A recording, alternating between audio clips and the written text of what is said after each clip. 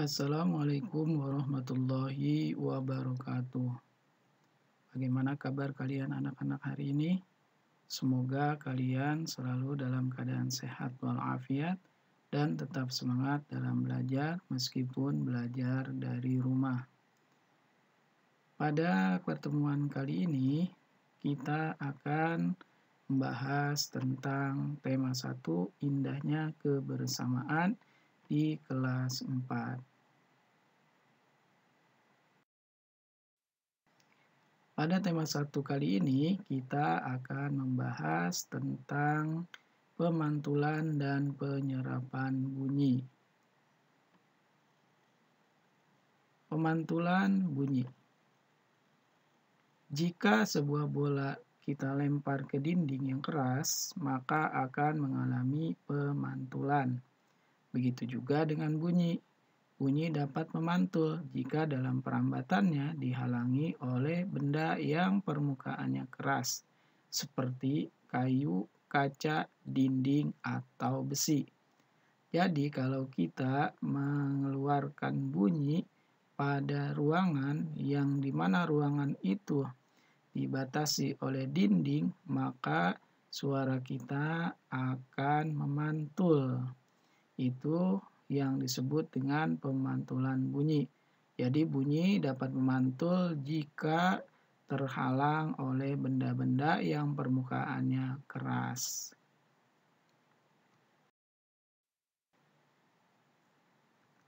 Selanjutnya penyerapan bunyi. Selain dapat memantul, bunyi juga dapat diserap. Benda-benda yang dapat menyerap bunyi adalah benda-benda yang permukaannya lunak atau disebut peredam bunyi, misalnya karpet, goni, kertas, kain, busa, dan wol. Jadi ini benda-benda yang bersifat lunak itu dapat menyerap bunyi. Kalau tadi benda-benda yang bersifat keras itu dapat memantulkan bunyi. Sedangkan benda-benda yang bersifat lunak seperti karpet, busa, dan wol ini bisa menyerap bunyi. Maksudnya ketika suatu ruangan atau dinding dilapisi karpet atau busa, suara yang keluar tidak akan memantul, melainkan diserap. Benda-benda tersebut ini dapat mencegah terjadinya gaung atau kerdam. Nah, benda-benda ini biasanya dipasang pada langit-langit gedung pertemuan, studio rekaman, dan gedung bioskop. Supaya apa? Supaya suara yang keluar itu tidak memantul. Jadi terdengar jelas suaranya. Jadi tidak terjadi gaung atau kerdam. Nah, apakah kalian tahu apa itu gaung atau kerdam? Baik, kita akan coba jelaskan apa itu gaung dan gemak. Gaung itu disebut kerdam.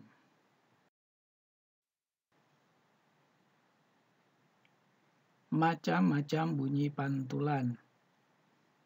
Jadi bunyi itu ada macamnya. Bunyi pantulan itu terdiri dari beberapa macam.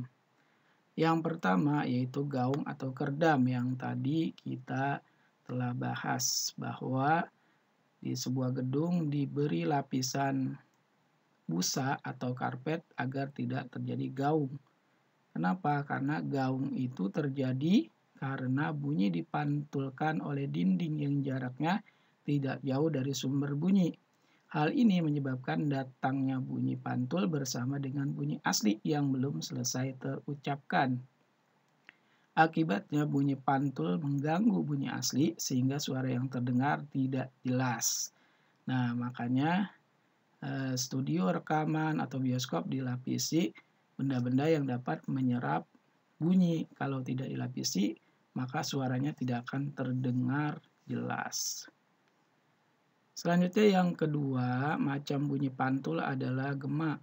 Gemak ini terjadi karena bunyi dipantulkan oleh dinding yang jaraknya jauh dari sumber bunyi.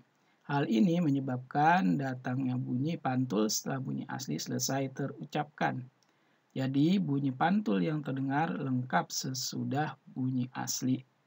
Nah, jadi biasanya gema ini terjadi pada gua-gua, lembah-lembah, dan bukit-bukit yang jaraknya jauh, serta permukaannya keras dan rapat. Nah, selain itu, gema juga dapat dipergunakan untuk mengukur kedalaman jurang atau laut. Maaf, kedalaman jurang atau gua. Nah, jadi gema ini biasanya kalau kita pergi ke bukit atau ke lembah atau ke goa, kita berteriak misalnya halo, maka akan terucap pantulannya itu seperti suara asli. Misalnya halo, maka suaranya halo, halo, halo, halo. Nah, itu berarti namanya gema. Kalau gaung atau kerdam itu suaranya belum selesai, sudah ada pantulan sehingga tidak terdengar jelas. Itu bedanya. Jadi kalau gaung jarak pantulannya itu dekat atau tidak jauh dari sumber bunyi. Kalau gema jarak pantulannya jauh sehingga suara aslinya terdengar sempurna. Jadi kalau halau pantulannya juga halau. Tapi kalau gaung atau kerdam kita nyebut halau cuma ujungnya doang, lau, lau, lau gitu saja. Itu bedanya. Jadi kalau kita berada di ruang kelas biasanya itu banyak yang berbicara, ngobrol, ya semuanya, maka tidak akan terdengar jelas karena ada pantulan dari dinding kelas. Anak, setelah penjelasan tentang bunyi dan pantulan serta penyerapan bunyi, kita akan mencoba sejauh mana pemahaman kalian tentang materi yang telah kita bahas melalui latihan soal. Latihan soal ini nanti silakan kalian tulis di buku tulis tema, kemudian kalian jawab. Nah, pertanyaannya yang pertama adalah sebutkan benda-benda yang dapat memantulkan perambatan bunyi. Yang kedua, sebutkan benda-benda yang dapat menyerap atau meredam bunyi. Yang ketiga, sebutkan 2 macam bunyi pantul. Keempat, bagaimana terjadinya gaung atau kerdam. Dan yang kelima, bagaimana terjadinya gema.